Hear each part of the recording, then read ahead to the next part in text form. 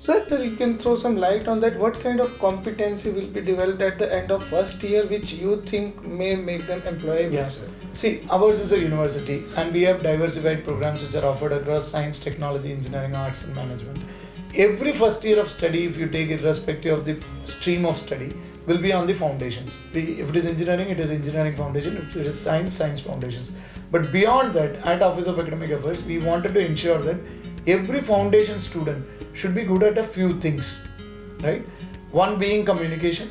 Okay. Another one is logical thinking, Right, sir. right? Problem solving, design thinking. Okay. So these are the common aspects and critical thinking kind of things, Correct, sir. which are very much needed in the age of AI and some kind of AI awareness also, right? So this is uniformly adopted across the programs of Chandigarh University with the purpose that after the first year of study, these basic human skills will help them to understand the problem better Right, sir. rather than going for developing a solution. Okay. Because solution development requires technologies, tools and methods Right, sir. that are not being studied much in the first year of any program. Correct, sir. So that will happen over the second year and further years. But the foundational human skills that are required in the age of AI are all covered up in the first year of study. Right, So sir. when these things are there in the first year of study, as a person I will be more confident to look at the problem in a different way.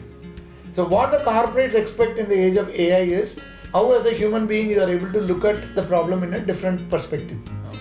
Right? Because AI is going to help you to solve some of these problems through some tools and techniques which you are going to use and direct the AI to do.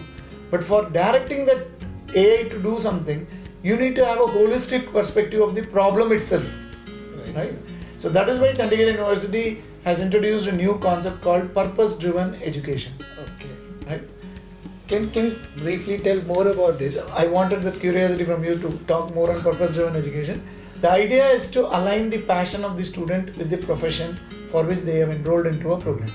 So majority of the students who are coming out of this school, they are in a competitive mindset because they are being prepared to crack the national entrance test and they are given only two options, either the engineering or medicine, right? Mostly. Yes. And thanks to the 𝗀𝗵𝗃 which has been recently introduced by UGC, Common University Entrance Test, which allows the students to go beyond this engineering and medicine into arts and science also. Right, sir. But there also it is preparing them on a competitive mindset because they have to achieve some great scores in order to come in the top ranks of these national level entrance tests in order to secure an admission in the best of the colleges, right? But with the same mindset, if they come into the higher education, then it will be more dangerous. At last they will be ending up with scoring high grades, but they may not have a purpose.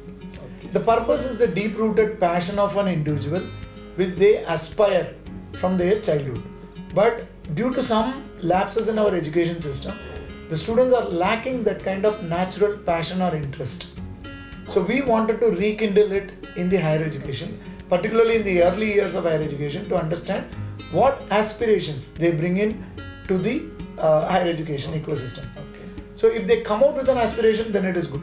For example, some students may wanted to pursue their career in entertainment, Right, sir. right? But that they might not have got enough scope during their school days. But they might have parallelly pursued things to make them visible in that particular field. But once they come with that purpose of entertainment into higher education, assuming they are doing computing, right? For example, since majority of the Right, students sir. are doing computing, we are trying to connect computing with entertainment so that their entire 4-year alignment, which I spoke about just now, that first year ends with the project, second year ends with the project, Correct.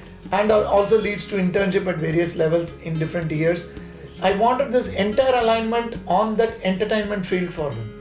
So that will naturally motivate them to go into the entertainment industry after 4 years of study. Literally every industry requires AI, every industry requires computing, every industry requires managers, right? So all that we need to do is that align their purpose with how their program of study is enabling that to achieve their aspired career pathway. Correct, Right? sir. So this is something which we are planning to do, but this is not an easy thing to do because each student then will have their own aspiration. Right, sir. So how are the universities going to support them, right? So we are starting with a pilot of identifying the broader aspirational areas which the institute can support. Right, sir. Because as an university, we have collaborators across all these domains, be it healthcare, education, environment, entertainment.